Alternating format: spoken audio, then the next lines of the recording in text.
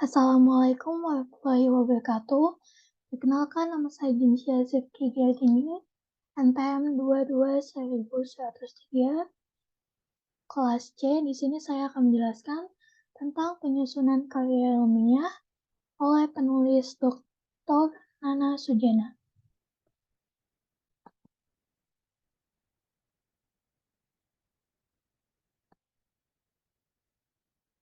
Dr. Nana Sujana dilahirkan di Ciamis 4 November 1945, lulus sarjana pendidikan jurusan Kurikulus dan pengajaran HIKIP Bandung 1970. Karya ini dibuat dengan tujuan membantu para calon ilmuwan, yakni para mahasiswa dalam mempersiapkan dan mengantarkan dirinya menjadi ilmuwan yang sungguh dan yang sanggup dalam menghasilkan pengetahuan ilmiah dan mampu menguji kebenaran ilmiah. Salah satu metode kerja ilmuwan dalam upayanya menguji atau menemukan pengetahuan ilmiah adalah penelitian ilmiah. Penelitian ilmiah adalah pencerminan dari berpikir ilmiah, yakni berpikir yang menggabungkan logika deduktif atau berpikir rasional dengan logika induktif atau berpikir empiris. Hasil penelitian ilmiah yang disusun dan ditulis secara sistematis dan konsisten dengan proses dan langkah berpikir ilmiah serta memperhatikan aturan teknik penulisan ilmiah dinamakan karya ilmiah. Bab 1 menjelaskan bagaimana karya ilmiah. Bab ini menjelaskan tentang beberapa konsep yang berkenaan dengan pengetahuan ilmiah, karya ilmiah, proses berpikir ilmiah, dan penelitian ilmiah. Hal ini dapat memberi landasan sehubungan dengan penulisan atau penyusunan karya ilmiah. Karya ilmiah. Karya ilmiah adalah hasil atau produk manusia, biasanya dalam bentuk tulisan, sekalipun tidak hanya itu, tahu atas dasar pengetahuan sikap dan cara berpikir ilmiah.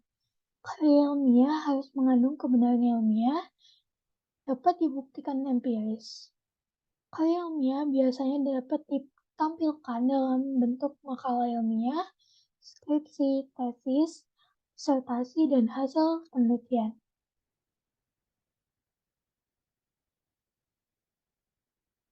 Sudah tentu, setiap karya ilmiah harus mengandung kebenaran ilmiah, yakni kebenaran yang didasarkan atas rasio dan dapat dibuktikan secara empiris. Rasionalisme mengandalkan kemampuan otak atau rasio atau penalaran. Empiris mengandalkan bukti atau fakta nyata.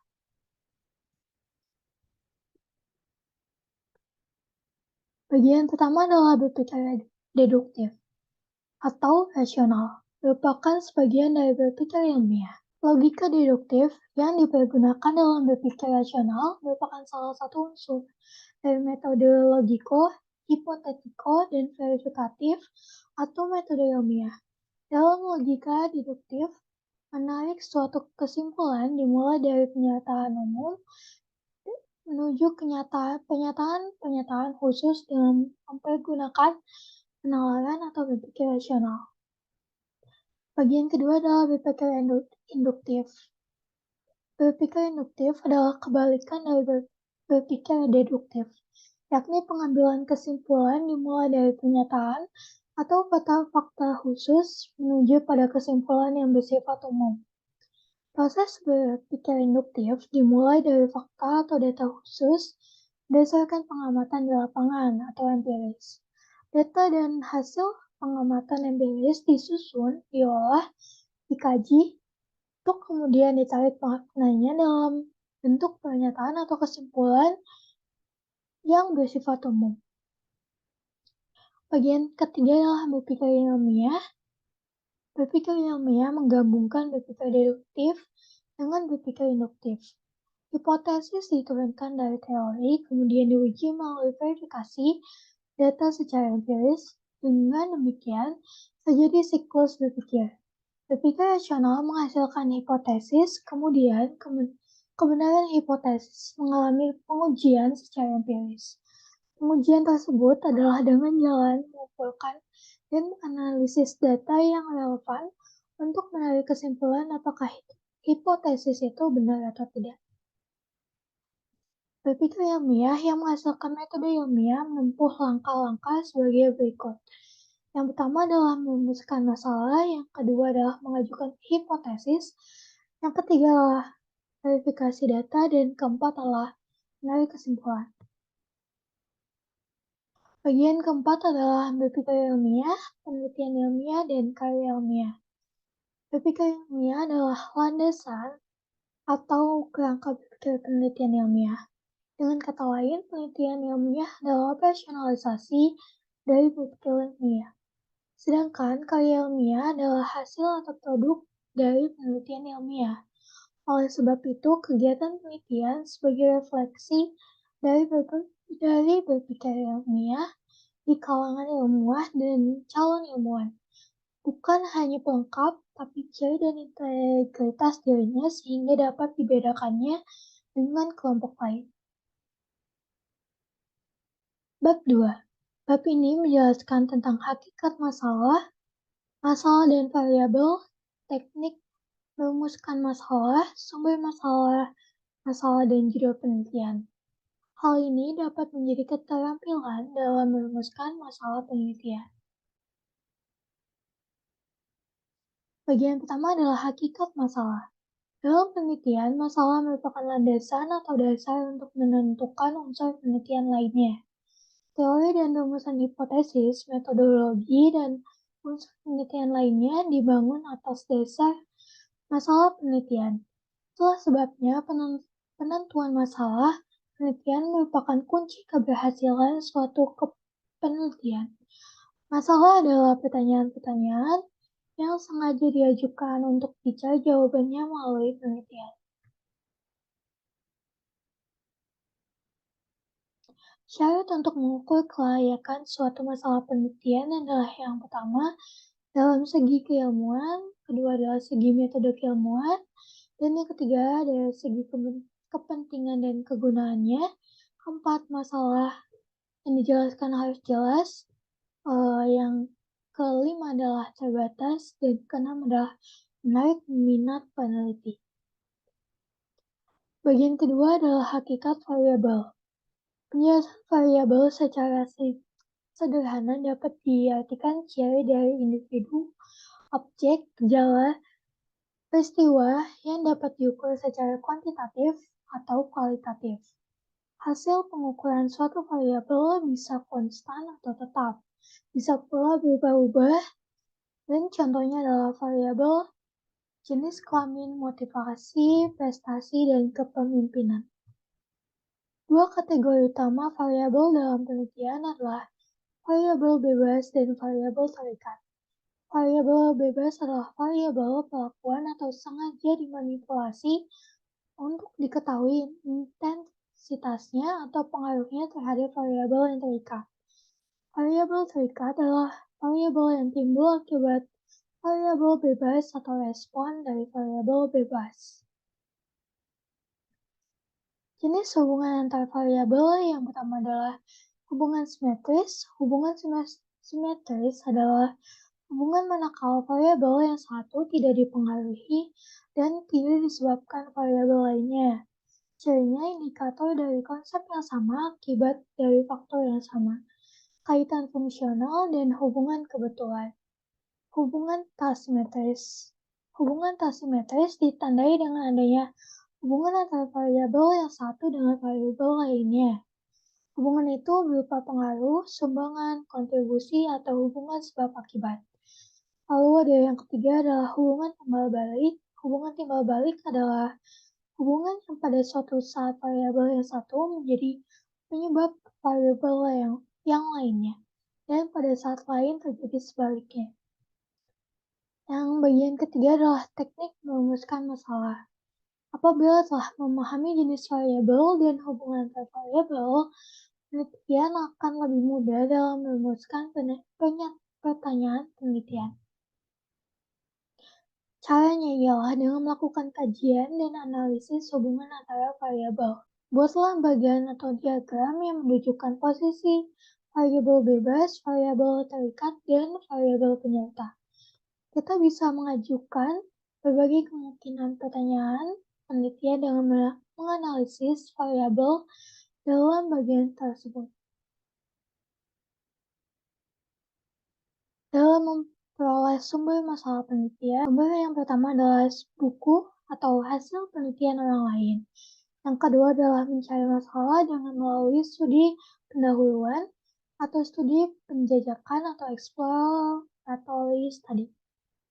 Yang ketiga adalah sumber dalam mencari masalah adalah kombinasi cara pertama dan cara kedua. Artinya penelitian tersebut terlebih dahulu mempelajari konsep dan variabel dalam literatur hazanah ilmu, kemudian melihat fakta empiris di lapangan. Bagian kelima adalah masalah dalam dan penentuan judul penelitian. Masalah dan judul saling berkaitan satu sama lain. Masalah harus dapat memberikan kesan terhadap judul dan demikian sebaliknya. Judul harus mencerminkan masalah. Artinya, dalam judul harus tersirat masalah. Judul merupakan sebuah iklan yang mengundang orang untuk membacanya. Dan kalau mungkin ingin mencobanya. Judul yang baik membuat orang tertarik untuk mempelajarinya. Bab 3 adalah mempelajari tentang apa dan bagaimana hipotesis. Bab ini menjelaskan pengertian dan fungsi hipotesis, sumber merumuskan hipotesis, teknik merumuskan hipotesis, menguji hipotesis, dan ciri hipotesis yang baik. Hipotesis. Hipotesis berasal dari kata hipo yang artinya adalah bawah, dan tesis artinya pendapat. Jadi hipotesis berarti pendapat yang kebenarannya masih rendah atau belum meyakinkan. Kebenaran pendapat tersebut diuji atau dibuktikan. Pembuktian atau pengujian dilakukan melalui bukti-bukti secara empiris, yakni melalui fakta-fakta di lapangan. Hipotesis pada hakikatnya adalah jawaban sementara atau dugaan jawaban dari masalah. Hipotesis dapat memberi petunjuk yang baik terhadap kegiatan penelitian, khususnya proses pengumpulan data. Sumber hipotesis bisa dari hasil berpikir empiris atau berpikir induktif. Hipotesis yang diturunkan berdasarkan berpikir deduktif artinya menetapkan jawaban sementara atas dasar analisis teori-teori pengetahuan ilmiah yang relevan dengan permasalahan melalui penalaran atau rasional. Rumusan hipotesis diharuskan jelas terbatas, sehingga dapat diuji dan memberi petunjuk bagaimana pengujian harus dilakukan. Sebagai jawaban sementara, hipotesis dari pengidentifikasian alternatif jawaban terhadap pertanyaan penelitian.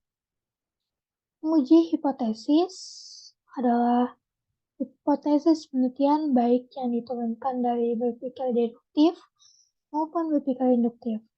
Masih perlu diuji kebenarannya. Pengujian tersebut dilakukan melalui data secara empiris. Caranya dengan mengadakan verifikasi data di lapangan. Peneliti mengumpulkan data dengan dua cara. Yang pertama adalah peneliti dengan sengaja melakukan suatu tindakan yang dapat memunculkan data yang diperlukan untuk menguji hipotesis.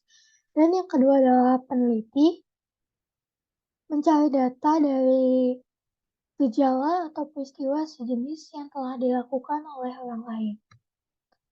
Dan ciri hipotesis yang baik adalah yang pertama adalah hipotesis mempunyai kekuatan untuk menjelaskan suatu gejala.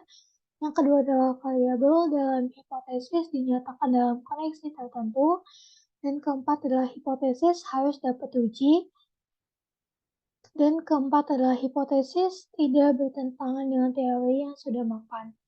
Terlepas dari apakah teori yang sudah teruji kebenarannya cocok atau tidak dengan kondisi tertentu di lapangan. Baik, terima kasih telah mendengarkan. Kurang lebihnya saya mohon maaf dan jika ada salah tolong maafkan. Terima kasih. Assalamualaikum warahmatullahi wabarakatuh.